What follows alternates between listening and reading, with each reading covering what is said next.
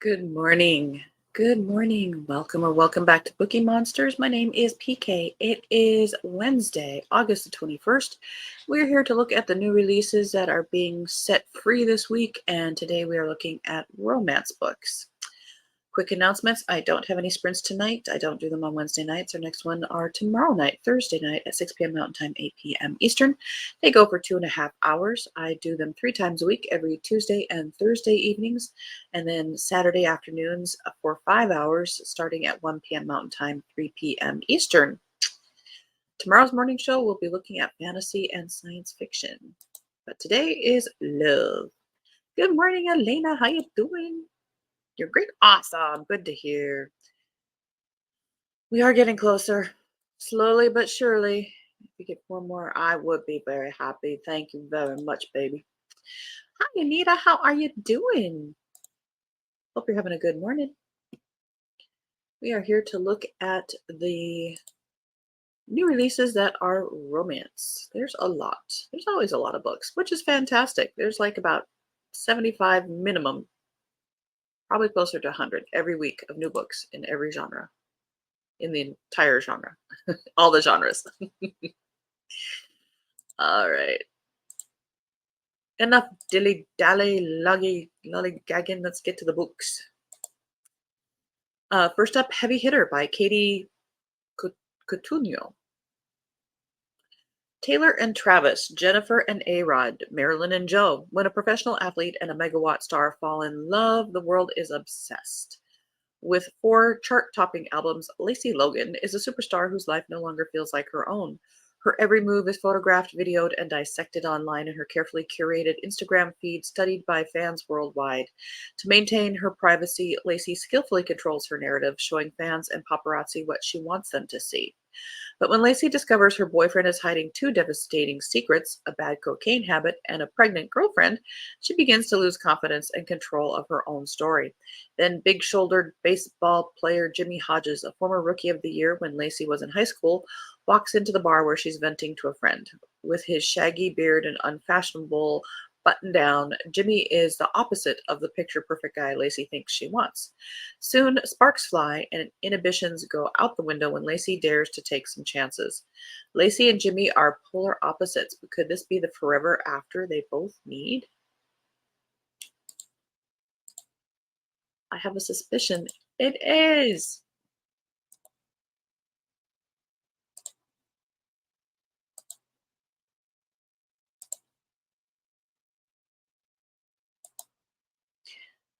Good, and thanks to you. And good, thanks, and you. Grammar. We has it. Love and Other Conspiracies by Mallory Marlowe. Halle Barrett's life has imploded after she's dumped by her hotshot ex, who also happens to be her co-worker and the star of the online series she was producing. Without a new show to present for the company competition, she'll be out of a job. But inspiration can come from the strangest places, like the most handsome guy she's ever seen passionately discussing Bigfoot on a late-night docuseries. Hayden Hargrove made his name for himself as a cryptid expert on his hit podcast and is intrigued by the plucky, blue-haired producer who offers him the opportunity to lead his own web show. When the production team sees that Hayden's solo on-screen presence is bad enough to make a ghost blanch, Hallie jumps on camera too, hitting him and his cryptids with a healthy dose of skepticism and enough chemistry to electrify their show to the top of the competition. As Hayden and Allie investigate the unknown, they unearth feelings for each other that shake their beliefs to the core. In their search for Mothman, aliens, and the truth, the most elusive discovery might just be learning to love again. They want to believe, it says on the tagline, bringing up X-Files.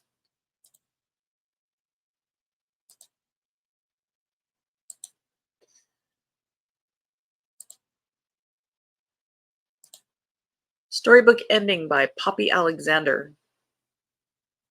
In her book, she can write happily ever after, but real life, that's another matter.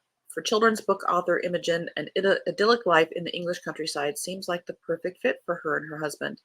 But when tragedy strikes, Imogen is left widowed and finds herself moving into Storybook Cottage alone with only her monstrously narcissistic cat for company.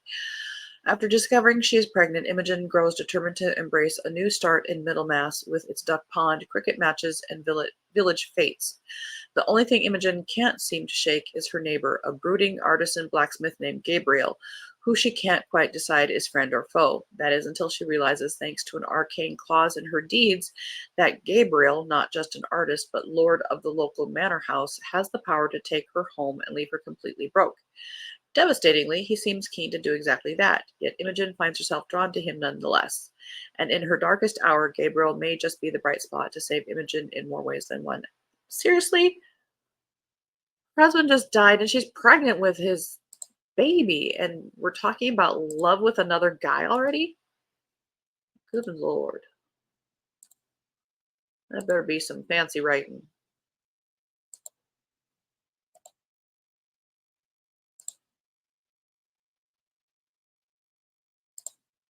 Bridesmaid Undercover by Megan Quinn. Second in Bridesmaids for Hire. Bridemaid for Hire. Everly Plum is delighted to be heading up the Bridesmaid for Hire program at Magical Moments by Maggie. And when Hardy Hopper, one of their billionaire investors, approaches Everly for help with his friend's wedding, she's more than happy to step in. But Hardy has an extra assignment for her. His ex-girlfriend will be the maid of honor opposite his role as best man, and he wants Everly's help getting her back. There's only one problem. Everly may have a tiny crush on the dashing businessman, but despite the way Hardy makes her stomach flutter, she's determined to prove herself, both as a bridesmaid and as a matchmaker. That is, until she finds her crush turning into real feelings. Not to mention, Hardy can't help but notice how well he clicks with Everly, and before he knows it, he's not looking for his ex's attention anymore. But even after their simmering attraction finally rises to the surface, they will have to contend with meddling friends, poor timing, and professional boundaries, and the risk that no one might get a second chance after all. And I apologize, I didn't click on it. That's the book we were talking about.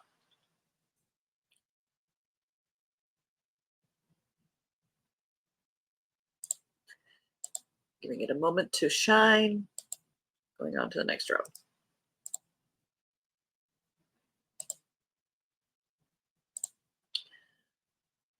A Season of Perfect Happiness by Marybeth Fisher. That's a pretty cover.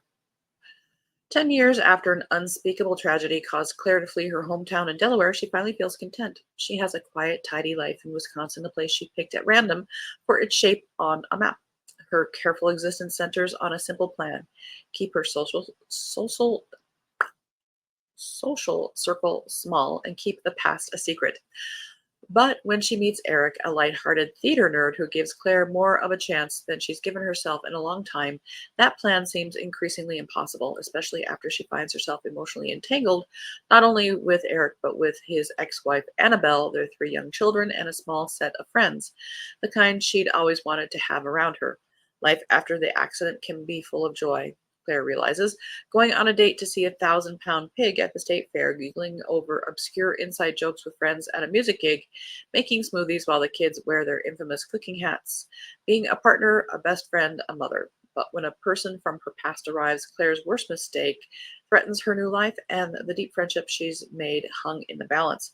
If Claire chooses to share the part of herself she has kept locked away for so long, will the family she has built still recognize her and have a place for her?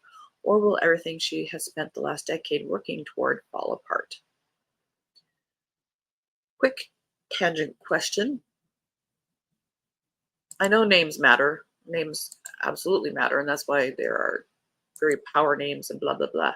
But does a romance book turn you off if the name is somebody that you have, not that person, but it's the same name as somebody you know, like a brother? Like, ew, can you really get into a romance book if it's a name of somebody, the name is similar to somebody that doesn't just absolutely work? Inquiring minds want to know. What She's Having by Laura Moore, second in the Big Love from Galway. July Tate is a force to be reckoned with, a big, strong blonde with a heart the size of her whole town, but beneath her capable exterior lies the scars of a devastating lost love. To July, love equals vulnerability, and she can't afford either. Joe Anderson knew from the first moment he saw her that July was the one. Now, after years apart, he's back, driven by the need to explain his disappearance. In search of the girl who filled his teenage dreams, he finds instead a powerhouse woman who steals his heart and soul. Joe embodies everything July has been missing, and together they spark as brightly as ever. But with Joe around, July, who can usually outwork four men, is suddenly making mistakes right and left. And that scares her, because if July falls again, this time her beloved town could go down with her.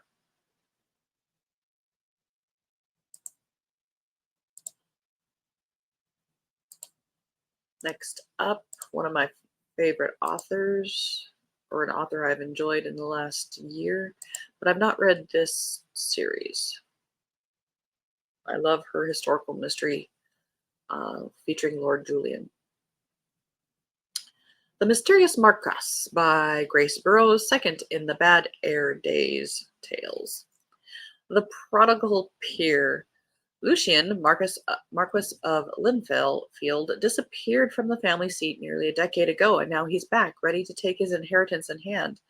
Questions swirl. Where was he? Why return now? What sort of man has he become?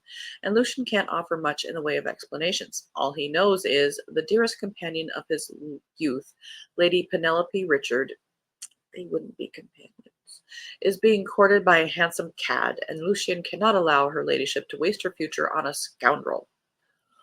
Or the return of a rogue. Penelope hasn't seen Lucian for years, but she's been too angry with him to abandoning her to forget him. He broke her heart when he left the first time, and she's quite entirely, completely over him. Almost, until old passions stirs back. Weird grammar there. Hotter and more dangerous than ever. If Lucian and Penelope are to share their hearts as well as searing kisses, they will have to fight their own worst fears and outwit an enemy who will do anything to keep them apart.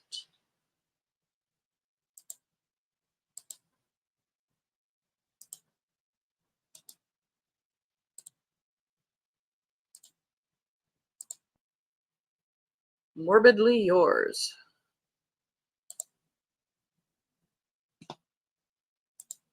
by Ivy Fairbanks, a Love in Galway novel. Falling for the wrong person? Bury your feelings. Painfully shy, Callum Flannelly would rather dive into an open grave than take a stranger to dinner, but he can only inherit the family undertaking business under one condition: he must marry before his 35th birthday.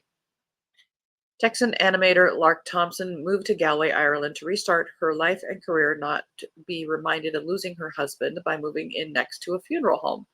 But when she learns of Callum's dilemma, Lark's certain she can help him find the one, even if she's sworn off love herself. Though as the dating project progresses and Lark spends more time with straight-laced, sarcastic Callum, he starts to crack the ice around her grieving heart. And the more joy that vivacious Lark brings to Callum's gray existence, the less he can imagine letting her return to Texas.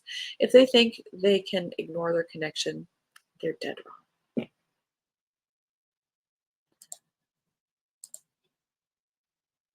You can find love anywhere. End of another row. On to a third row. Love Lost on 6th Street by Lolu Sinclair.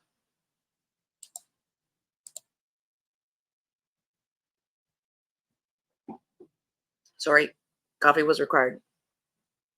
Archivist Eleanor Hayes thought her temporary job at Austin's Music Library would be all about dusty files and faded images, but when she stumbles upon a captivating photo of a mysterious young musician from 1993, her life gets a whole lot more interesting. Determined to uncover the woman's story, Eleanor dives headfirst into Austin's vibrant music scene, armed with her trusty camera and a gift for awkward encounters. Enter Luke Wyatt, the too charming for his own good music promoter who knows every neon-lit corner of 6th Street. When Eleanor's curiosity pulls her into his world, sparks fly. As they chase down clues from legendary clubs to vintage record shops, Their partnership becomes a whirlwind of dive bars, taco trucks, and late night texting. With every clue they uncover, the chemistry between them steams up Eleanor's glasses and tightens Luke's trousers. Can they solve the mystery of the enigmatic drinking game musician, or will their own story steal the show? In a city where music is everywhere and affordable apartments are harder to find than a hipster without a beard, Eleanor and Luke are about to find that sometimes the best discoveries are the ones you never saw coming.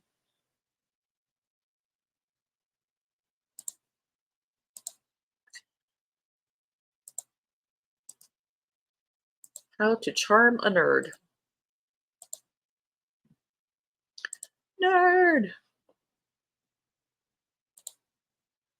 I will stay on today and also have to work on Big Sunday. It's volunteer site. When each of us are getting paid, it's $1 per day. Well, that sounds kind of fun. Do you like doing it? And Elena said, hello, Anita. How to Charm a Nerd. Wicked Sisters #2 by Catherine Garbera. Dungeons and Dragons and Nerds. Oh my. The spooky season is almost here, and they're pushing it on us more and more. An occultist and tarot reader, Liberty Wakefield, is already feeling it. But ever since her sick Nan muttered the name of Liberty's mysterious biological father, nothing feels normal. Not her friends, her family, nor the quirky shop she runs with her besties. So maybe it's time for Liberty to track down the father she's never met. Of course, that means getting a little help from the sexy nerd she's been not so secretly vibing since last summer. Merle Rutland hasn't met anyone like the vivacious, bubbly Liberty. Part of him wishes he was more like her, instead of hiding his geekery from his hyper-athletic family. The other part just wants to pull the curvy redhead close, steal a kiss, and hope he doesn't roll a critical fail. Only somewhere between Dungeons and Dragons campaigns, pumpkins, and a few ridiculously hot, sexy times, Liberty and Merle discover their respective weirds might be a match. Yet, as Halloween draws closer, it seems everyone has skeletons in the closet, and nothing spells disaster quite like being haunted by the past.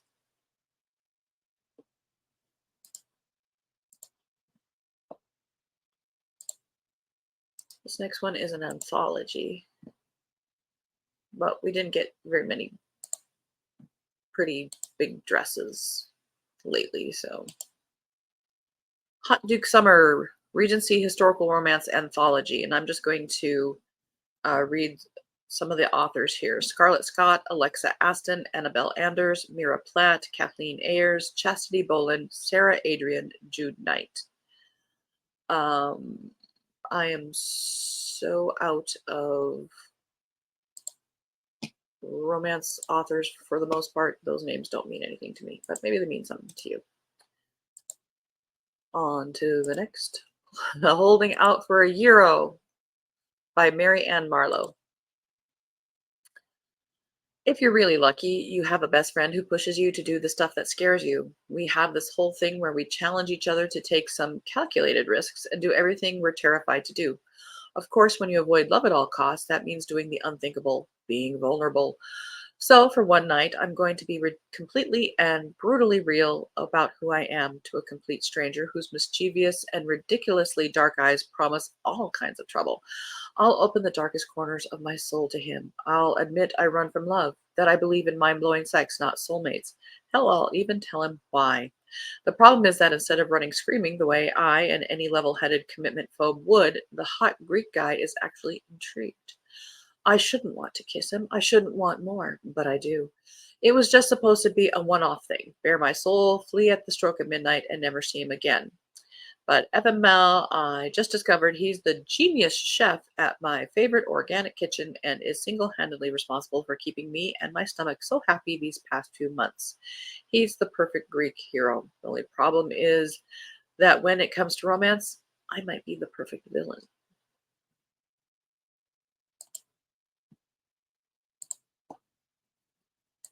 Another row done. We're probably not going to make it, but we'll get close. Enticing Her Love, Sutton Steele, Book 6 in the Steels of Silver Island by Melissa Foster. Pro, stuck sharing a bed with my hot brooding boss. Con, he's trying to get me fired. Discovery Hour reporter Sutton Steele spends her days trying to keep her job while her insanely hot, infuriating boss Flynn Braden would love nothing more than to see her gone. When their assignment goes awry and they're stuck in a remote location with only one bed, the only thing hotter than their emotions is their explosive chemistry. Come along for the fun, blah, blah, blah. Probably really no plot there. They're just there for the sexy times. Sometimes you're in the mood for that. Good Duke Gone Wild by Bethany Bennett. Dorian Whitaker. Oh, and his darn shirt just won't stay on. Dorian Whitaker, Duke of Holland, needs an heir after his so-called fairy tale marriage ended in disaster. With the intriguing bookseller he's hired to liquidate his late wife's library finds love letters revealing an affair, he is drawn into a mystery alongside a lady whose sharp intellect dazzles him and dares him to imagine a new adventure outside the gilded cage of the tomb. If anyone found out Carolyn Danvers writes erotic novels under a pen name, she'd face utter ruin. Except her latest hero inspiration is none other than the Duke of Holland, a man with the power to destroy her family's bookshop. And yet the real man proves to be so much more than the character she's created. Even as they expose the dark secrets of his past, she knows he can never discover her own. But the more time they spend together, the more tempting it is to rewrite their ending and turn fantasy into reality.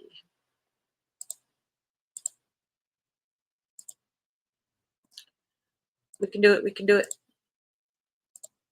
Going Toe to Toe by Yara St. John, fifth in the Six Gems series. Sometimes you just have to take the leap. It happens in Aruba. What happens in Aruba stays in Aruba. That's what former ballerina Lyric Taylor keeps telling herself, at least. After all, now that the curtain has closed on her ballet career and with the search for her biological parents stalling, she could use a little distraction. So when a lodging mix-up leads to an unexpected fling in paradise with her sexy bunkmate Devon, Lyric takes the plunge. 7 days of sun, sand, and plenty of sizzle. And when it's time to go home, no, there are no strings. Sitch will come to an end, right? Single dad Devon Masters spent the last 8 years shielding his daughter Kiana from life's disappointments, and he's gotten pretty good at cutting paint off at the pass. But nothing can prepare him for this latest bombshell, discovering Lyric Taylor is Kiana's new dance teacher. What happened in Aruba seems to have followed them home, but they'll have to keep it under wraps for as long as they can. Soon, however, new feelings take hold and old wounds resurface. Will they finally find the rhythm they need to redefine what belonging truly means? Maybe, maybe. We have one more. Let's push it. Push it, push it. By Any Other Name by Jodi Picoult. Big name. Young playwright Melina Green has just written a new work inspired by the life of her Elizabethan ancestor Emilia Bassano, but seeing it performed is unlikely in a theater world where the playing field isn't level for women. As Melina wonders if she dares risk failure again, her best friend takes the decision out of her hands and submits the play to a festival under a male pseudonym. In 1581, young Amelia Bassano is a ward of English aristocrats. Her lessons on languages, history, and writing have endowed her with a sharp wit and a gift for storytelling. But like most women of her day, she is allowed no voice of her own. Forced to become a mistress to the Lord Chamberlain, who oversees all theater productions in England, Amelia sees firsthand how the words of playwrights can move an audience. She begins to form a plan secretly to play her own to the stage by paying an actor named William Shakespeare to front her work. Oh, blah. Anyway, I'm sorry, Shakespeare was Shakespeare. All right, that's all we have time for today. And I actually have a headache. Oh dear, and yesterday we went bowling. I got a strike. Very nice. A few spares. My score from yesterday was 108. Oh, sounds like you had a good time. All righty. Well, again, I don't have any sprints tonight. I don't do them on Wednesdays. We will have them tomorrow night at 6 p.m. Mountain Time, 8 p.m. Eastern. And tomorrow we'll be looking at the new releases that are fantasy and science fiction. On Friday is Freeform Friday, and we'll look at, we had a lot of leftovers from Monday and Tuesday, so we'll be looking at those. So have a very good day. Please take care of yourselves, read good books, and as the banner says, don't be a bookworm, be a bookie monster. Om nom nom. Have a good day and God bless.